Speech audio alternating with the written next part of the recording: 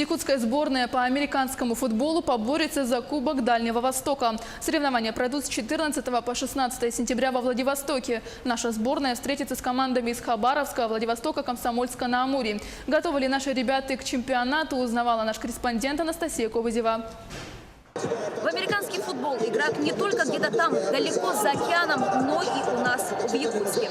Не зря американский футбол называют игрой для настоящих мужчин. Это большая физическая нагрузка, обилие силовых приемов и знания определенной тактики. Американский футбол очень агрессивная и жестокая игра. И женщинам здесь уж точно не место.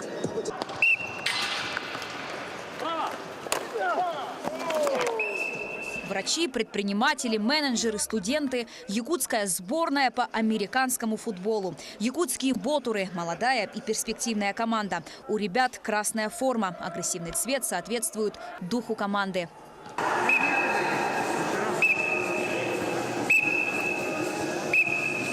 В американский футбол Анатолий, педагог по профессии, пришел 3 года назад. Считается ветераном. За время тренировок и матчей десятки травм. Здоровый, да, у меня есть травмы колена, травмы пальцев, но это меня не останавливает, это больше меня стимулирует, и я развиваюсь, чтобы стать сильнее. Как говорится, сломанная кость становится только крепче. Тренировки 3 раза в неделю по 3 часа. Нагрузки собираются увеличить. Впереди Кубок Дальнего Востока по американскому футболу. Есть экипировка и огромное желание играть. Проблема одна – нет финансовой поддержки. Как может. То есть кто-то год копил, кому-то помогают, кому-то работа, у кого-то проездные есть. И таким образом, да.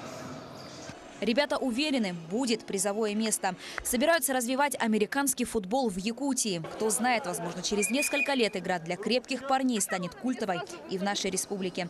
Анастасия Кобызева, Григорий Охлопков, Якутск.